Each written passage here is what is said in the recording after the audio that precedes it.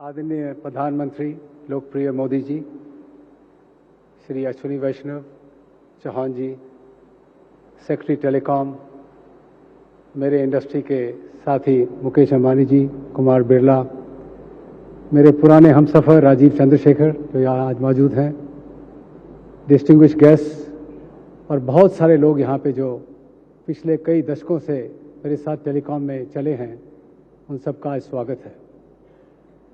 आज एक बहुत ही अहम दिन है देश के लिए।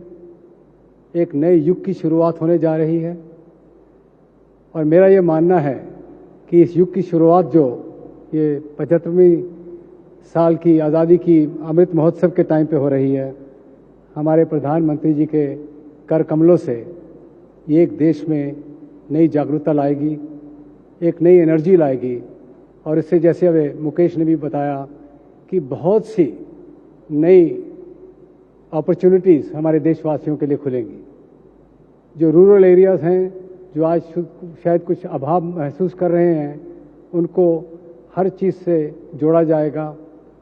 और सबसे इम्पोर्टेंट बात जो मैं कहना चाहूँगा कि हमें इस बात का गर्व है और हम बहुत भाग्यशाली हैं कि हमारे पास आज एक ऐसे लीडर हैं जो टेक्नोलॉजी को बारीकी से समझते हैं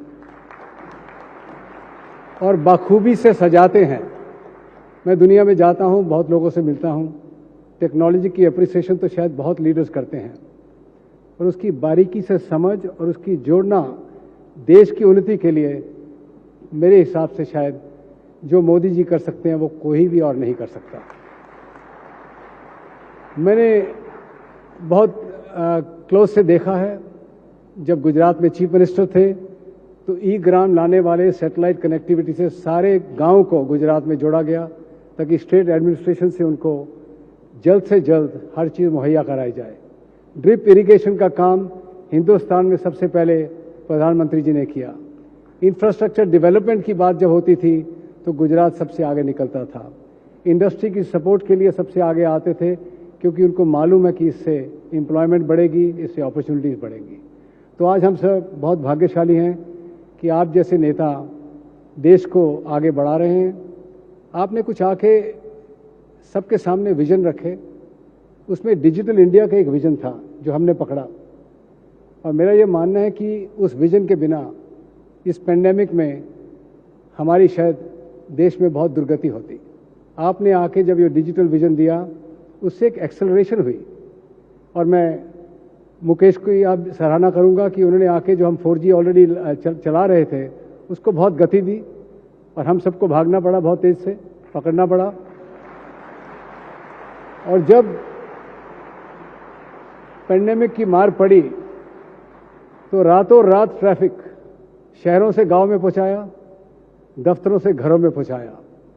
इस देश की एक मिनट के लिए भी धड़कन नहीं रुकी। हमारा काम लगातार चलता रहा और इस डिजिटल विजन को उसका श्रेय जाता है। मोदी जी ने बात की मेक इन इंडिया की, इन्होंने नारा लगाया लाल किले से मेक इन इंडिया का। मैं आज ये कन्फेस करता हूं कि मेरा ये मानना था कि मेरी ज़िंदगी में इस देश में मैन्युफैक्चरिंग नहीं बन पाएगी, ख़ास तौर पे इलेक्ट्रॉनिक्स में। 500-600 बिलियन डॉलर की हम इंपोर्ट करते हैं, मेरे को उम्मीद नहीं थी। उससे थोड़ी उम्मीद आई, पर आज तो ये रियलिटी बन गई है कि ये देश मैन्युफैक्चरिंग का देश बनने जा रहा है।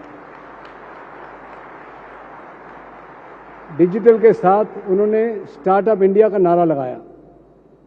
हर महीने यूनिकॉर्न पैदा होने शुरू हो गए हैं और मेरा ये मानना है कि 5G के तहत आने वाले सालों में सैकड़ों यूज़ केस, हज़ारों और एंटरप्रेन्योर और दर्जनों और यूनिकॉर्न इस देश में पैदा होंगे। वो भी उसका श्रेय स्टार्टअप इंडिया को जाता है। मोदी जी 40 साल पहले इसी अक्टूबर में 1982 में ताइवान में मैंने एक पुश बटन टेलीफोन देखा और उसको हिंदुस्तान में लेके आया, यहाँ पे उसकी मैन्युफैक्चरिंग शुरू की।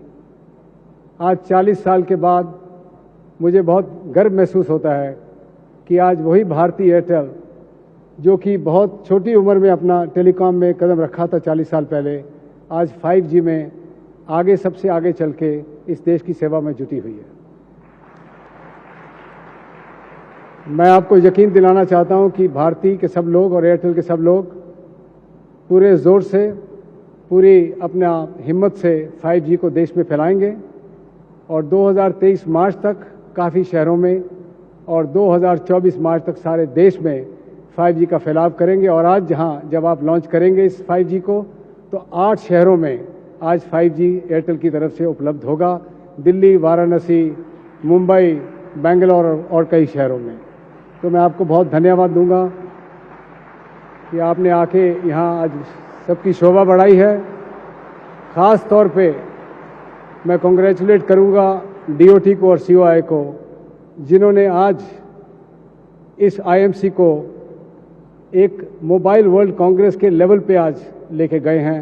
आज अगर आप बाहर जाएंगे तो देखेंगे कि दुनिया में कहीं भी आप एग्जीबिशन देखेंगे उससे आज यहाँ कम नहीं है। बहुत बहुत धन्यवाद।